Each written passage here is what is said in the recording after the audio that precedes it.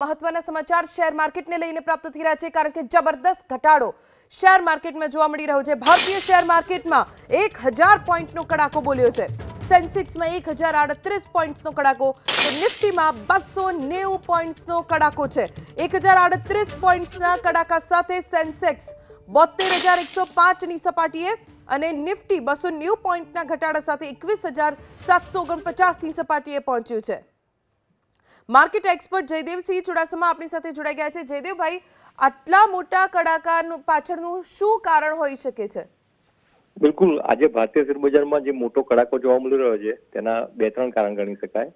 ખાસ કરીને સેન્સેક્સ અને નિફ્ટીમાં જેનું હાઈએસ્ટ વેટેજ છે તેવી ભારતની લીડિંગ બેંક એચડીએફસી બેંકનું ગઈકાલે ભારતીય શેર બજાર બંધ થયા ત્યાર પછી પરિણામ આવ્યું હતું અને આ પરિણામ માર્કેટની અપેક્ષા કરતા થોડુંક નિરાશાજનક આવ્યું હતું। તો તેનું એક સૌથી મોટું મતલબ એક કારણ ગણી શકાય। અને ત્યારબાદ ગઈકાલે અમેરિકા ખાતે જે ફેડ રિઝર્વની કમિટીના જે ચેરમેન છે તેમનું એક એવું સ્ટેટમેન્ટ આવ્યું હતું કે નજીકના ભવિષ્યમાં વ્યાજ દરમાં ઘટાડો કરવામાં આવે તેવી શક્યતા પ્રમાણમાં ઓછી છે। તો તેનું પણ એક નેગેટિવ રિફ્લેક્શન દુનિયાભરના બજારોની સાથે સાથે ભારતીય શેર બજારમાં જોવા મળી રહ્યું છે અને તેને લઈ અને આજે સેન્સેક્સ અને નિફ્ટીમાં સારો એવો ઘટાડો જોવા મળી રહ્યો છે। પણ સાથે સાથે હું એટલું જ કહીશ કે આ સપ્તાહની શરૂઆતમાં મતલબ કે સોમવારના દિવસે સેન્સેક્સ, નિફ્ટી અને બેંક નિફ્ટી તેના સર્વોચ્ચ શિખર ઉપર હતા અને એક નાના એવા નેગેટિવ કારણસર ભારતીય શેર બજારમાં એક હળવું પ્રોફિટ બુકિંગ જોવા મળે તે એક સ્વાભાવિક પ્રક્રિયા ગણી શકાય। જયદેવભાઈ, હજી ઘટાડો થઈ શકે છે?